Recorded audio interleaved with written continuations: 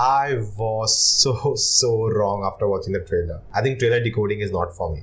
Hello guys, I'm Nona Prince and we'll be talking about the latest Malayalam film, Kuruthi, which came out on Amazon Prime, directed by Manu Warrier, written by Anish Pallyal, starring Roshan, Mathew, Prithviraj Sukumaran, Murali Gopy, Tom Chacko and many more. As always, watch the film on Discord with other viewers of the channel, so if you want to join us in the future, link in the description, come join the community. And let me know how's this new setup.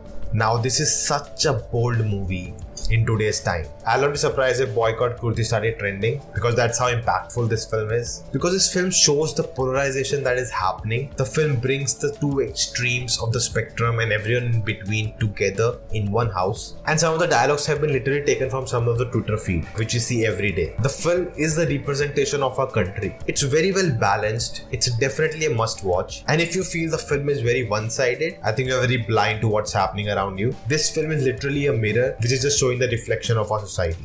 Hurting someone in the name of faith, doesn't matter which faith it is, it's wrong. Now moving forward, I'll be going to some spoilers, so if you haven't watched the film, pause the video, go watch it and come back. Also, if you find value in the video, hit the like button so the video reaches to more people. Can subscribing and the bell icon to get notifications for new videos. The channel membership is live. You can support the channel and become a member and enjoy various perks like custom emojis, early access to videos and reviews, and much more. To know more, click on the join button. Now definitely the writing is top notch, screenplay is so tight in the indoor scenes, the tension is so high, just to create this situation in a setting of home invasion and bring together the people from different ends of the spectrum and force them to confront each other and talk it out. Now definitely in the beginning, the film takes time to establish everything. We see how people are dealing with loss, how the government and authority have forgotten these people, and once the inciting incident happened, when Murali Gopy shows up in the house, we just keep building and building from there. And how the social commentaries interweave with it, it's outstanding. Now definitely this house is a representation of India with all these different people, and we see someone is hurt, someone is poisoned,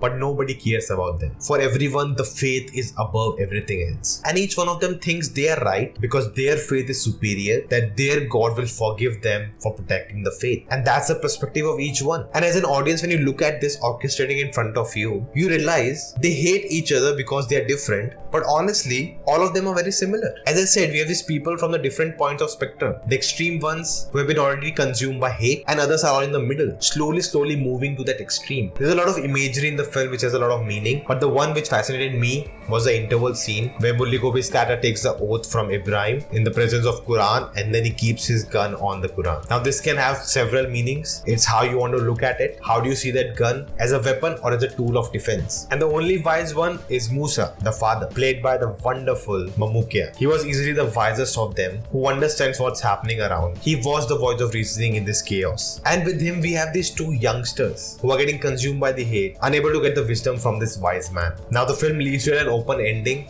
on the bridge with the two extremes standing in front of each other, and what will they do now? It's in their hand. It's in the hand of the youth of the country to decide what they really want to do moving ahead. Now definitely this film was made for theaters. It has that commercial elements, and that actually makes this film accessible to a lot of people, which is really good. But I definitely wanted the film to be more grounded. Now for the makers, the messaging of the film was more important than the film itself, and that was quite visible. I know that's why The Great Indian Kitchen really works for me, because it never compromises the filmmaking over the messaging. Now the cinematography and editing was good. I felt the night scenes were too dark, like I couldn't even see what's happening, and over that there are these white subtitles, which makes it more difficult. Maybe on a TV it would have been better, but I watch everything on my laptop. Again, in a theater it would have been a different thing, but watching it at home, it really impacted it. Now I felt that in the second half the film really starts to drag. I think they stretched the plot too much. You know, the whole running away, then chasing them, and then the final thing in the forest, it just went on for too long. Now the background music and sound effects were good, but again they overdid it for me. Again, I feel in theaters it would have been acceptable, but watching it at home, it didn't make sense a lot of times. Literally there was a high tension scene and I could hear the sound effect of the heart beating. That was not necessary. I could feel my own heart beating. The situation was so tense. You don't need to add that sound effect. It just takes away from the film. Now Roshan Matthews did a good job, but so much happened with his character that by the end it made no sense that he's still alive. Literally a knife was dragged through his hand. He was hit so many times. He met with an accident and he's still walking like nothing has happened. Either the film went overboard with his character, the things he faced, or it was a continuity issue that Roshan Matthews didn't carry on what his cat has already gone through. Now coming to Prithviraj, it was a really bold character to play and he did it well, but I think he overdid it sometimes. It felt a little forced,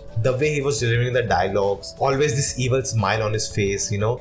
it was too much. Again, the commercial element and even the way his character was shot. Every time he says a dialogue, it has to be epic. The music is going crazy. It just made it too much. And I wish they had kept this grounded. Now the film really becomes very preachy too by the end. Again, as I said, the film goes on for too long. If they had cut it down to maybe 1 hour 30 minutes or 40 minutes, it would have been a good film without being too much in our face. And again, as I said before, this is the must-watch film. The things it's talking about, it's very relevant and it's important to be discussed. But looking objectively at the film, it has issues, which I pointed out. Now there's definitely a lot to unpack from this film. Let me know in the comments if we should have a live session. The YouTube channel membership is live. You can check out different tiers and their perks. To know more, click on the join button. For latest updates, check out the community tab. So guys, that's the video. Thank you for watching. If you enjoyed this, hit the thumbs up button. Share this video. Let me in the comments your thoughts. If you haven't subscribed yet, check out the videos. If you like them too, do subscribing, and I'll see you next time. Stay home, stay safe.